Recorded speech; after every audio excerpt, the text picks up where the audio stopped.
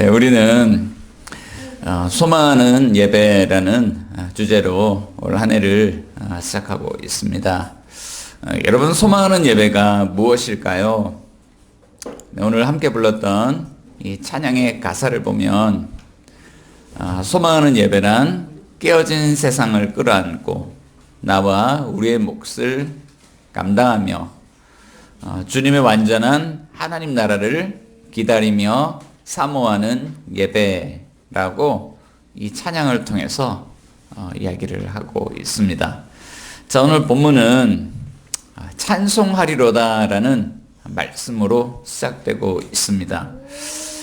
특별히 이 편지는 베드로전서라고 하는 이 편지는 사도 베드로가 소아시아 지역에 있는 이방인 신자들에게 보내는 편지글인데요. 지난 시간에 우리가 인사와 축복에 대해서 이렇게 나누었죠. 인사말을 전하고 난 다음에 가장 먼저 그가 이방인 신자들에게 들려주는 메시지가 이것입니다. 네, 베드로전서 1장 3절에 우리 주 예수 그리스도의 아버지 하나님을 찬송하리로다. 만약에 오늘 사도 베드로가 살아있어서 그 소아시아 지역에 있는 그 흩어진 나그네들, 하나님의 택함 받은 백성들, 그 이방인 신자들에게 설교를 하고 있다면 우리가 흩어진 나그네로 하나님의 택한 백성으로 살아갈 때 가장 우선적으로 해야 될 일에 대해서 이렇게 설교를 했을 것 같습니다. 여러분, 우리 주 예수 그리스도의 아버지 하나님을 찬송하십시오. 여러분, 우리 주 예수 그리스도의 아버지 하나님을 예배하십시오. 그 하나님을 경배하십시오. 그래서 우리가 흩어진 나그네로 하나님의 택함 받은 백성으로 살아갈 때 제일 먼저 해야 될 것이 무엇일까요? 무엇보다 하나님을 예배하십시오 라는 거예요. 자, 그런데 어떤 상황 속에서 하나님을 예배하라고 이야기하고 있을까요? 자, 1장 6절 가운데 보면 그 이방인 신자들에게 여러 가지 시험이 몰려오는 상황입니다. 베드로전서 1장 7절 말씀 보면 그들의 신앙이, 그들의 믿음이 불로 연단하는 그런 연단의 시기를 거쳐가는 극심한 고난의 상황입니다. 자, 이런 상황 속에서도 우리는 하나님을 예배해야 합니다. 무엇보다 그것이 최우선 순위입니다. 라고 이야기를 하고 있는 것이죠.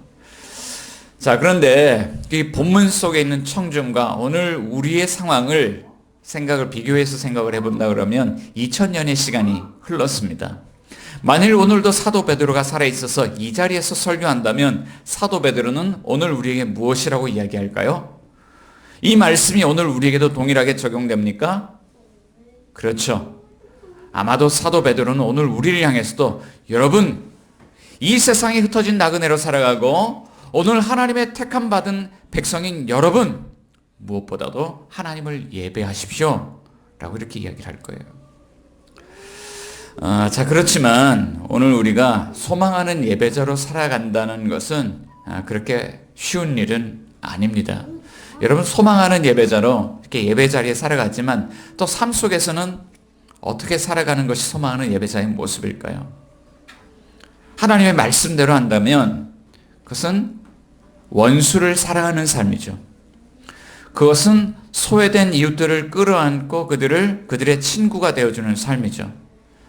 요즘 환경오염으로 생태가 이만저만이 아닙니다. 그럴 때 소망하는 예배자들은 어떤 삶을 고민합니까?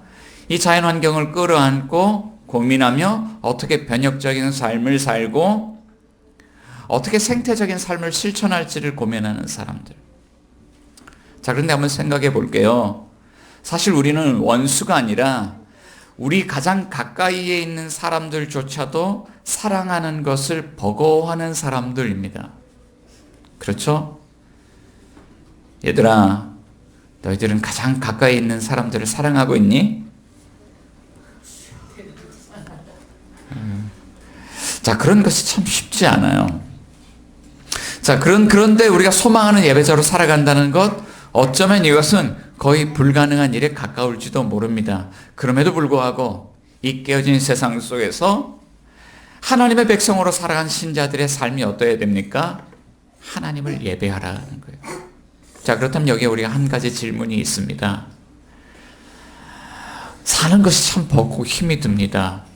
그럼에도 불구하고 오늘 여러분들은 이 예배의 자리에 나오셨습니다. 여러분 무슨 힘으로 하나님을 예배하며 살아가시나요? 오늘 본문을 통해서 이런 질문을 던지고 있죠. 여러분 무슨 힘으로 하나님을 예배하면서 살아가시나요? 자, 하나님 오늘 본문을 통해서 우리에게 이것을 말씀하고 있습니다. 같이 한번 읽어보겠습니다. 시작. 신자는 거듭남의 산소망을 붙들어야 합니다. 하나님 오늘 우리에게 거듭남의 산소망을 붙들고 하나님을 예배하라고 말씀하고 있는 것이죠. 자, 소망하는 예배자들이 정말 깨어진 세상을 살아가는 것이 참 버거운 삶임에도 불구하고 하나님을 예배할 수 있는 것은 바로 우리에게는 거듭남의 산소망이 있기 때문입니다. 자, 오늘 본문 속에서 이 편지를 받고 있는 소아시아 지역의 이방인 신자들은 원래 어떤 사람들이었을까요? 자, 그들은요, 유대인들과는 태생적으로 다른 사람들이었습니다. 태어나면서부터 그리스 신들을 예배하는 그런 우상 숭배적인 문화 속에 태어났고요. 철학적으로는 철학가들이 이야기하는 지혜를 이 세상의 최고의 지식으로 알고 살아가는 사람들입니다.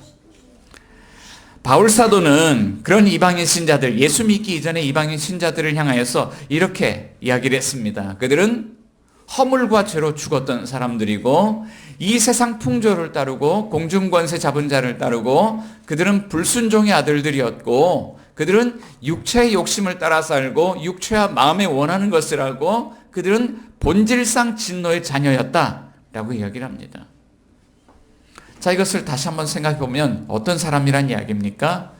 예수를 알기 이전에 이방인 신자들, 그들은 하나님 앞에서 하나님의 진노 아래서 살아가면서 전혀 세상 속에서 소망 없이 살아가던 그런 사람들이었다. 바울 사도는 그렇게 이야기를 하죠. 자, 그런 그들이 어떻게 하나님의 자녀로 거듭나서 거듭남의 산 소망을 붙든 그런 소망하는 예배자가 될 수 있었을까?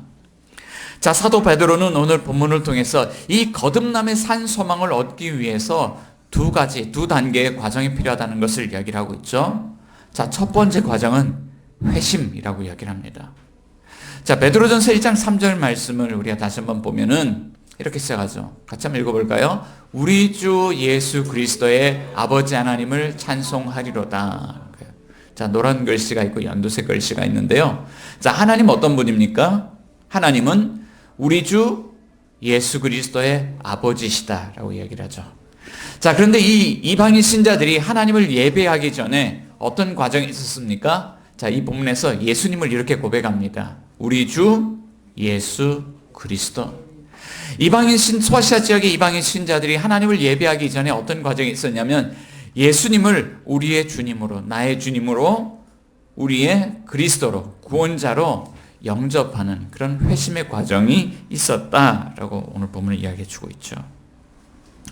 여러분, 그리스도인이 된다는 것은 무엇일까요?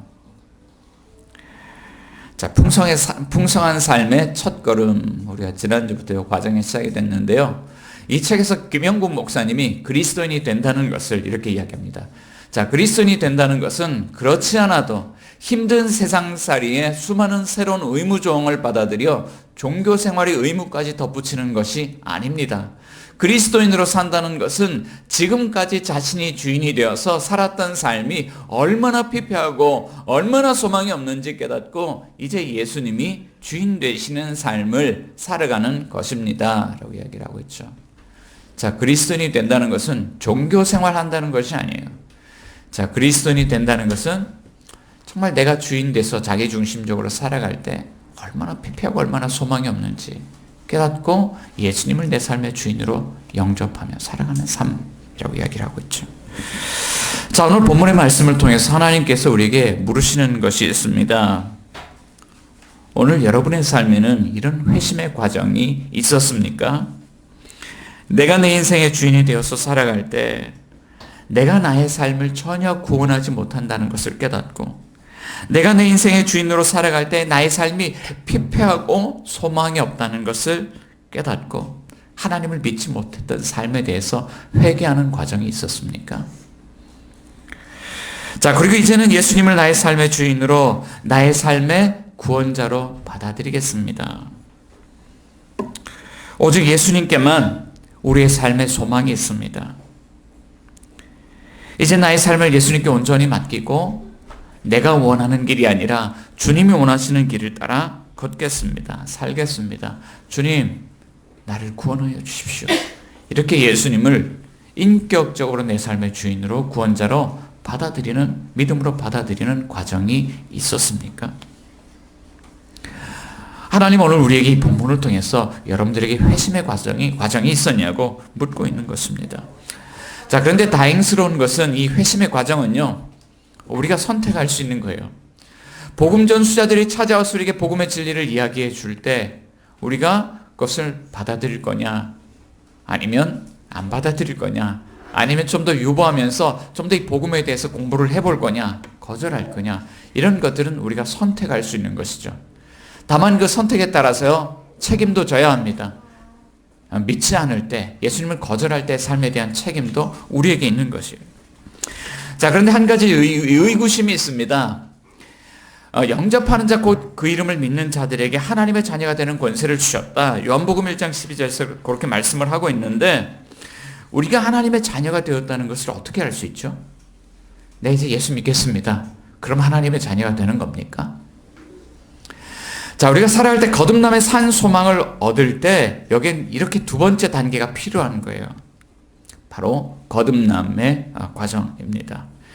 자, 거듭남의 산 소망을 얻기 위해서는요, 당연히 거듭남의 과정이 필요한 겁니다. 요한복음 3장 말씀을 보면 어느 날 니고데모라고 하는 한 유대인 지도자가 예수님을 찾아옵니다. 그는 예수님께서 행하시는 표적 사건을 목격했고 이것을 통해서 그는 예수님이 하나님과 함께 하시는 분이구나 라고 생각을 했습니다. 그래서 찾아와서 물어요. 당신은 하나님이 함께 하시는 사람입니다. 맞죠? 자, 그런데 예수님이 그날 니고데모라는 이 유대인 지도자를 만나서 이 놀라운 이야기, 거듭남에 대한 이야기를 들려주고 있는 거예요. 자, 그 본문의 내용을 그대로 가져왔습니다. 요한복음 3장 3절부터 7절까지 한번 같이 읽어볼게요. 시작. 예수께서 대답하여 이르시되 진실로 진실로 내게 이르노니 사람이 거듭나지 아니하면 하나님의 나라를 볼 수 없느니라. 니고데모가 이르되 사람이 늙으면 어떻게 날 수 있사옵니까? 두 번째 모태에 들어갔다가 날 수 있사옵니까? 예수께서 대답하시되 진실로 진실로 내게 이르노니 사람이 물과 성령으로 나지 아니하면 하나님 나라에 들어갈 수 없느니라. 육으로 난 것은 육이요 영으로 난 것은 영이니 내가 내게 거듭나야 하겠다는 말을 놀랍게 여기지 말라. 아멘. 자, 이 본문에서요, 예수님이 니고데모에게 거듭남에 대해서 어떻게 이야기를 하고 있을까요? 자, 3절을 보면 거듭남이란 새로운 감각을 얻는 일이라고 이야기를 하고 있습니다. 자, 사람이 거듭나지 아니하면 하나님 나라를 볼 수 없다. 이것을 뒤집으면 사람이 거듭나면 뭘 볼 수 있다는 얘기입니까? 하나님 나라를 볼 수 있다. 하나님 나라를 볼 수 있는 시각이 생긴다. 눈이 열린다. 자, 우리가 신앙생활을 하면서요, 듣고 싶은데 안 들려요. 보고 싶은데 안 보여요. 그런데 어느 순간 들리기 시작하고 보이기 시작하는 거예요. 복음의 내용이 들리기 시작하고 그 안에는 하나님의 은혜가 보이기 시작하고 하나님이 이 세상 가운데 하시는 일들이 보이기 시작하는 거예요. 새로운 시각이 주어진다는 거예요. 자, 그런데 어떻게 하나님의 이런 하나님 나라를 볼 수 있는 새로운 시각이, 새로운 감각이 우리에게 주어지는 걸까요? 거듭남이라는 것은요, 그냥 변화되는 게 아니라 진짜로 태어나는 일이기 때문에 그래요. 5절 말씀 가운데 보면 예수님이 이렇게 말씀하시죠. 거듭남은 진실로 진실로 내게 이르노니 사람이 물과 성령으로 나지 아니하면 하나님 나라에 들어갈 수 없다. 거듭남은 물과 성령으로 태어나는 일이다. 엄마가 아이를 낳듯이 하나님은 물과 성령으로 우리를 하나님의 자녀로 태어나게 하신다. 태어나야 그런 새로운 감각들이 주어진다. 성경은 우리에게 그렇게 말씀하고 있는 것이죠. 자, 많은 사람들이 거듭남이란 단어를 이야기할 때 좀 이 단어를 잘못 이해해서 이렇게 사용하는 경향이 있습니다. 사람이 변하면 거듭났다라고 이야기를 하죠. 교호에게 물어보겠습니다. 교호야, 너는 사람이 변하면 누가 변해야 된다고 생각하니? 어떤 사람이 변했으면 좋겠어?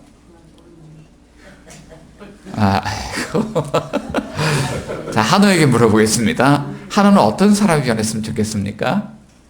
교호가 변했으면 좋겠대요. 자, 하연이에게 물어보겠습니다. 하연이는 누가 변해야 된다고 생각합니까? 변화가 필요한 사람들이 있어요. 야, 정말 이 사람 진짜 변해야 돼요. 네, 우리 형들이 주로 변해야 된다고 생각을 해요. 우리 가정에서요. 아마 동생들이, 형들이 좀 변했으면 좋겠어요. 동생들 안 괴롭혔으면 좋겠어요. 아빠가 변했으면 좋겠어요. 네, 아빠가 변해야 돼요. 자, 우리는 어떤 중독에 매여서 사는 사람들을 보면 정말 이 사람 변해야 된다. 인터넷 중독, 마약 중독, 알코올 중독, 도박 중독. 자, 근데 이 사람들이 어느 날 탁 술을 끊고 다 끊었어요. 그럴 때 우리 이 사람들 어떻게 이야기합니까? 야, 정말 변했구나. 이 사람들 거듭났구나. 자, 그런데 예수님께서 이 거듭남이란 단어를 사용하실 때 정말 인생의 어떤 근본적인 어떤 변화가 일어나는 것, 더 나은 사람이 되는 것, 이것을 거듭남이라고 이야기했을까요? 태어남에 관하여라는 책에서 이 팀 켈러 목사님이 거듭남에 대한 이야기를 하는데요. 이렇게 이야기를 해요. 거듭남, 그것은 좀 더 나은 사람이 아닌 새 사람이 되는 것이라고 이야기합니다. 더 나은 사람이 아니라 새 사람이 되는 것. 바울도 고린도후서 5장 17절에서 이렇게 이야기를 했죠. 그런즉 누구든지 그리스도 안에 있으면 새로운 피조물이라 이전 것은 지나갔으니 보라 새 것이 되었도다. 그리스도 안에서 거듭난 사람은요, 완전히 새로운 사람이 된다는 거예요. 나은 사람이 아니라 새로운 사람입니다. 자, 그런데 아이가 태어날 때 이렇게 보면 아이가 그래요. 뱃속에 있는 아이가 내가 태어나야지, 이제 태어날 때가 됐어, 내가 태어나야지, 그러고 태어납니까? 자, 아이가 태어나는 것은요, 아이가 태어나는 것이 아니에요. 아이가 자기 힘으로 태어나는 게 아니에요. 부모가 낳는 겁니다. 부모가 힘써서 낳아야 자녀가 태어납니다. 자, 오늘 본문 말씀 보면은 사도 베드로가 그것을 이야기를 하고 있어요. 베드로전서 1장 3절을 우리 다시 한번 읽어봅시다. 시작. 우리 주 예수 그리스도의 아버지 하나님을 찬송하리로다. 그의 많으신 긍휼대로 예수 그리스도를 죽은 자 가운데서 부활하게 하심으로 말미암아 우리를 거듭나게 하사 산 소망이 있게 하시며. 소아시아의 이방인 신자들이 거듭날 때 무엇 때문에 거듭나게 됐을까? 그 사람들이 어떻게 착하게 살아서 거듭나게 됐을까? 그게 아니라 이렇게 이야기를 해요. 그들의 노력이 아니라 하나님의 많으신 긍휼대로. 그래서 긍휼이라는 것은 자비 혹은 은혜라는 뜻이죠. 그러니까 우리를 향하신 하나님의 자비가, 우리를 향하신 하나님의 은혜가 철철철철 흘러넘쳐서 우리가 그 은혜로 거듭나게 되었다. 자, 그런데 그 은혜는요, 값싼 은혜가 아니죠. 하나님 우리를 하나님의 자녀로 낳기 위해서 엄청난 대가를 지불하셨어요. 엄청난 산고를 겪으셨습니다. 어떤 산고를 겪으셨냐? 연두색 글씨를 보면 예수 그리스도를 죽은 자 가운데서 부활하게 하심으로 말미암아. 하나님은 죄인된 우리, 자격 없는 우리, 하나님의 진노 아래 살면서 소망 없던 우리를 하나님의 자녀로 얻기 위해서 그의 아들 독생자 예수를 십자가에 내어주셨다. 하나님이 세상의 죄인들을 자녀로 얻기 위해서 그가 가장 사랑하는 아들, 하나밖에 없는 아들을 잃어버리셨다라고 말씀하고 있는 것이죠. 자녀를 먼저 떠나보내는 부모들만큼 마음 아픈 사람이 이 세상에 있을까요? 4월달 참 잔인한 달이에요. 4월달이 지나갈 때마다 우리는 이 사건을 기억해요. 세월호 사건을 기억하고, 세월호 사건이 기억나면 연쇄적으로 이태원 참사가 기억나고 마음 아픈 일들이 우리 마음속을 지나갑니다. 그 부모님들 아직도 정상적으로 살아가질 못해요. 왜요? 너무나도 큰 아픔, 너무나도 큰 충격이었거든요. 그런데 하나님이 우리를 자녀로 낳으시기 위해서 어떤 고통을 겪으셨습니까? 그런 고통을 겪으셨다는 거예요. 그런데 이것이 왜 우리에게 특권이고 우리에게 산소망일까요? 우리가 하나님의 자녀로 거듭날 때 우리를 바라보시는 하나님의 시선이 완전히 새로워지기 때문입니다. 저는 2009년 11월 21일 아침 7시 45분 그날에 있었던 한 사건을 잊어버릴 수 없습니다. 그 전날 밤 11시 자기 위해서 세수를 하고 나오는 아내의 뱃속에 양수가 터졌습니다. 그래서 아내를 얼른 차에 태우고 산부인과 병원을 향했습니다. 12시간 넘어서 병원에 도착했습니다. 병원에서 유도분만을 해야 된다고 하면서 링거를 꽂았습니다. 그리고 새벽 2시 진통이 오기 시작했습니다. 시간이 지날 때마다 진통은 그 강도를 더해갔습니다. 새벽 3시, 새벽 4시, 5시, 6시. 시간이 지날 때마다 아내는 하나님 도와주세요. 이 기도를 얼마나 많이 반복했는지 모릅니다. 그리고 7시가 되었을 때 간호사는 이제 때가 되었습니다. 그리고 저와 아내를 수중분만하는 그 장소로 안내했습니다. 욕조에 아내를 안고 앉았습니다. 그리고 30분 뒤 그 첫날 그날 저희 가정의 첫 아이 승호가 태어났습니다. 의사는 아이를 받아 안았습니다. 탯줄을 자르라고 했습니다. 탯줄을 잘랐더니 이 아이를 저에게 안겨 주었습니다. 아빠, 이 아이를 축복 기도해 주세요. 아이를 받아들었을 때 너무나도 두려운 감정이 밀려왔습니다. 너무나도 낯설었어요. 그리고 이 아이를 어떻게 키워야 될지 막막했습니다. 그런데 두려운 마음보다 제 마음을 압도하는 한 가지 마음이 있었습니다. 그것은 이 아이를 바라볼 때 경탄하는 마음이었습니다. 하나님이 주신 내 아들이구나. 그때 이 아이들을 마음껏 축복하면서요, 이런 마음이 제 마음에 훅 들어왔습니다. 이 아이를 위해서라면 내가 모든 것을 다 해줄 수 있겠다. 자, 그런데 오늘 본문 속에 하나님의 마음이 어땠을까요? 자, 이것이 하나님의 마음이에요. 하나님은요, 그가 너로 말미암아 기쁨을 이기지 못하신다. 자, 하나님은 우리에게 모든 것을 내어주실 준비가 되어 있었죠. 베드로전서 1장 4절을 같이 한번 읽어봅니다. 시작. 썩지 않고 더럽지 않고 쇠하지 아니하는 유업을 잊게 하시나니 곧 너희를 위하여 하늘에 간직하신 것이라. 자, 이스라엘 백성들이 출애굽해서 그들은 하나님으로부터 가나안 땅을 유업으로 받았습니다. 그런데 오늘 그리스도 안에는 우리에게는 하나님이 썩지 않고 더럽지 않고 쇠하지 아니하는 그 나라, 그 유업, 주님의 완전한 하나님 나라를 주실 준비가 되어 있으시다. 그런데 이것을 주시기 위해서 하나님 어떻게 하십니까? 모든 능력으로 자녀를 보호하시는 아버지. 자, 1장 5절을 또 같이 한번 읽어봅니다. 시작. 너희는 말세에 나타내기로 예비하신 구원을 얻기 위하여 믿음으로 말미암아 하나님의 능력으로 보호하심을 받았느니라. 하나님이 광야에 있는 백성들을 구름 기둥과 불 기둥으로 그들을 1분 1초도 놓지 않고 보호하시는 것처럼 하나님은 오늘 하나님의 능력으로 완전한 하나님 나라를 주시기까지 하나님 능력으로 보호하시겠다. 우리를 보호하신다라고 말씀하고 있는 것이죠. 여러분 이것을 믿으십니까? 여러분 이것을 믿으십니까? 여러분 정말로 이것을 믿으십니까?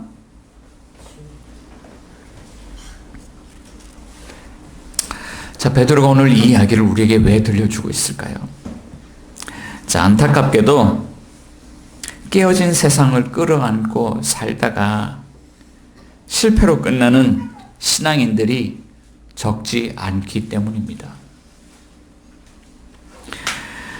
베드로는 이 편지를 AD 62년, 63년경에 기록을 했습니다. AD 64년경에 네로 황제의 박해가 시작이 되었죠. 자, 그 직전에 쓴 편지인데요. 네로 황제의 박해가 시작되기 이전에 이미 그리스도인들의 삶은요, 사는 것이 쉽지 않았어요. 너무 힘들었어요. 그들은 황제의 신상 앞에서 황제 숭배를 강요당했고, 이 세상과 적절하게 타협하지 않고 살아갈 때 그들은 삶의 위협을 받았습니다.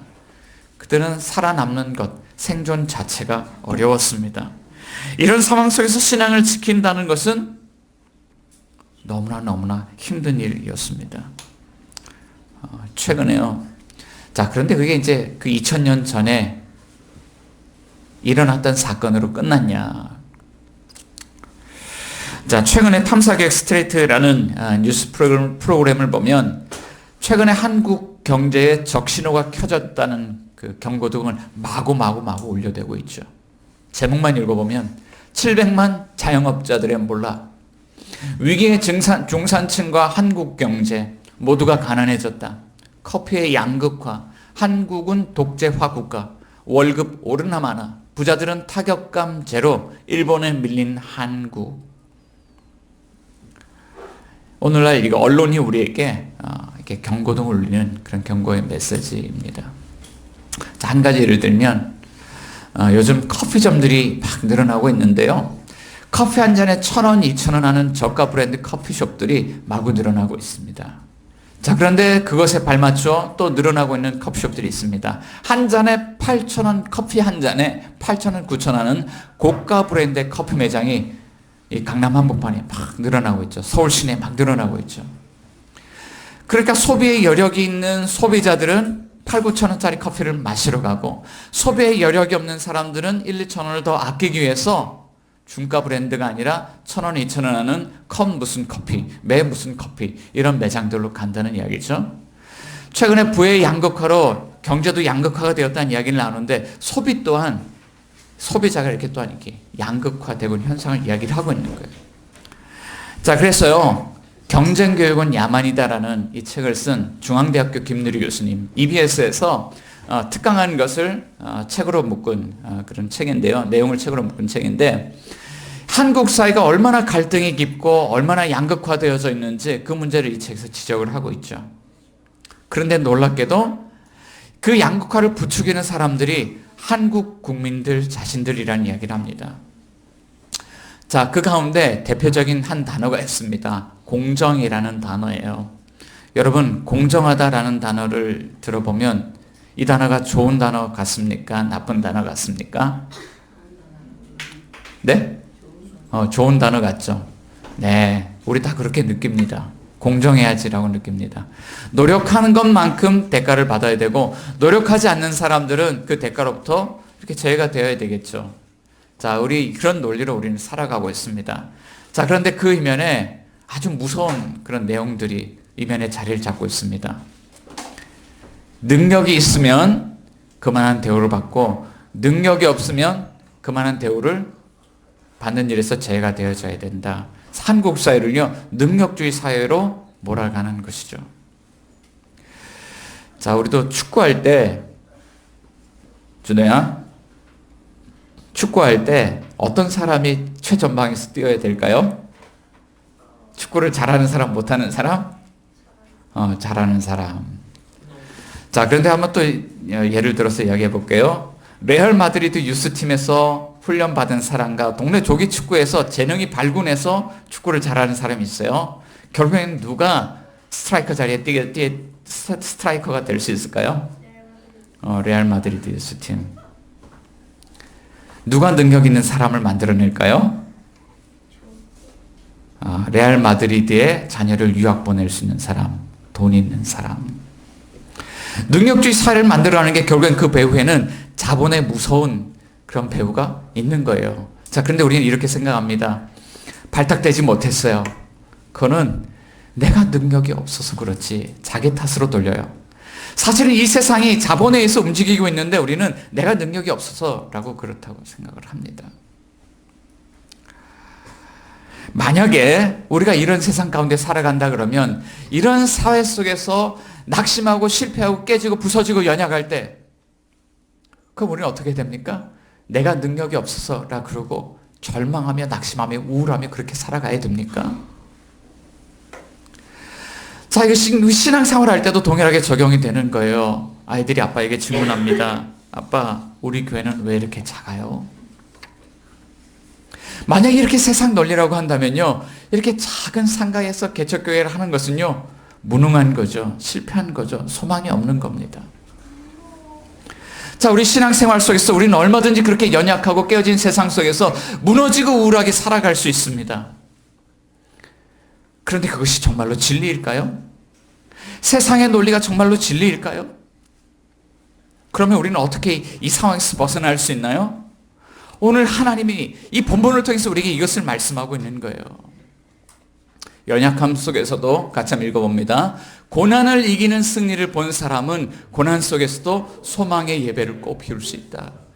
고난을 이기는 승리를 본 사람, 연약함 속에서도 길이 있습니까? 없습니까? 하나님은 우리에게 연약함 속에서도 길이 있다고, 깨어진 세상 속에서도 길이 있다고 말씀하고 있는 것이죠. 베드로가요, 편지를 쓰면서 소아시아 이방 신자들에게 아주 놀라운 모습을 봤습니다. 여러 가지 시험이 다가오고 믿음을 불로 연단하는 그런 시험들이 다가오는데 그들이 이렇게 살아요. 베드로전서 1장 6절 보니까 오히려 크게 기뻐하는 예배자로, 1장 8절 보니까 말할 수 없는 영광스러운 즐거움으로 기뻐하는 예배자로 그들이 살아가고 있습니다. 저는 이런 말씀을 읽을 때마다 너무나도 심장이 뛰어요. 제가 8살, 9살이었을 때요, 저희 부모님은 인천에 이것과 비슷했던 것 같아요. 이 작은 상가교회 예배당에서 교회를 개척을 했습니다. 월세방에 살았고요. 한 번은 연립주택에 살았고요. 한 번은 교회 상가 개척교회 그 안에 작은 방을 만들어서 상가 안에 들어와서 살았었습니다. 저희 아버님은 이 강대상에 담요 한 장 깔아놓고 매일 거기서 철을 하면서 그 잠을 잤었어요. 그래 저희 어머니는 몸으로 버티지 못해서 몸과 마음이 약해져서 한동안 병원 신세를 졌습니다. 그래서 부모님이 안 계실 때요, 저보다 2살 많은 어린 누나와 제가 이 빈집에 늘 남겨졌던 그런 기억들이 있습니다. 그럼에도 불구하고 담요 깔고 자는 그 아버지 옆에 의자를 붙여놓고 아버지 잠바를 덮고 옆에서 잠을 잘 때면 그것이 행복하다라고 생각을 했습니다. 참 가난했습니다. 우리의 삶의 규모는 매우 작았습니다. 자, 그런데 오늘 그 아들이 목회자가 되어서 또 상가교회를 개척하는 이 길을 걸어가고 있습니다. 우리 선교사님, 선교지가 굉장히 험난한데도 또다시 선교사로 나가려고 준비를 하고 있습니다. 우린 신앙의 길을 걸어가면서 우리 믿음의 선배들이 이미 고난의 길을 걸어갔던 것을 기억하면서 왜 우리는 그 길을 또 반복해서 걷고 있는 걸까? 무엇이 우리를 이런 어려운 삶의 길로 인도하고 있는 걸까요?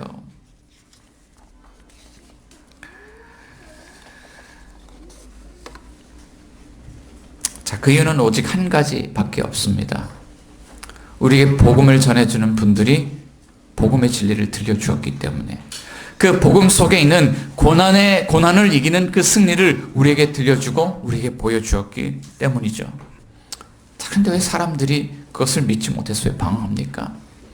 부활하신 예수님께서 어느 날 엠마오로 돌아가는 두 제자에게 찾아오셨습니다. 그리고 이렇게 말씀하십니다. 같이 한번 읽어볼게요.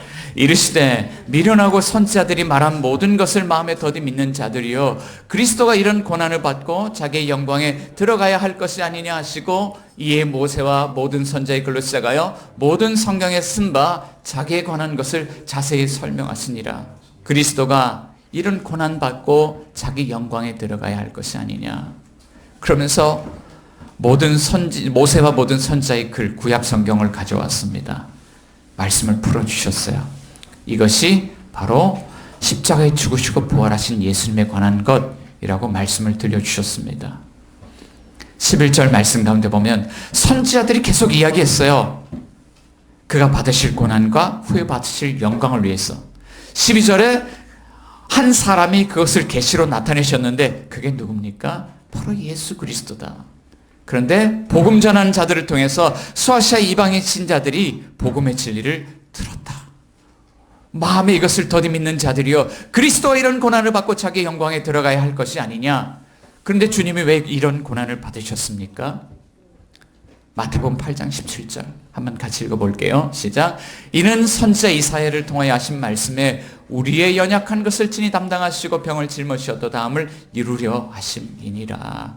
우리의 연약한 것을 친히 담당하시려고 주님이 고난당하셨다.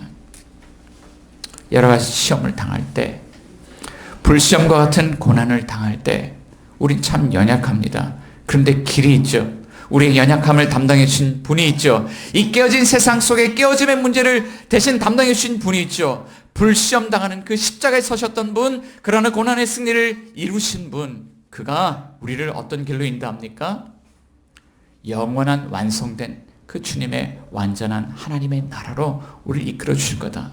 예수님이 길이요 진리요 생명이라고 말씀하고 있는 것입니다. 사랑하는 여러분, 여러분들은 이 깨어진 세상 속에서 소망하는 예배자로 살아가고 있습니까? 그렇게 살길 원하십니까? 그러면 복음을 믿으십시오. 그리스도 안에서 거듭남의 산 소망을 주시는 아버지 하나님을 믿으십시오. 그럴 때 여러분들에게 새로운 길이 열리고 또 승리의 길을 걸어가게 될 것입니다. 이런 은혜가 있기를 우리 주 예수 그리스도의 이름으로 축원합니다.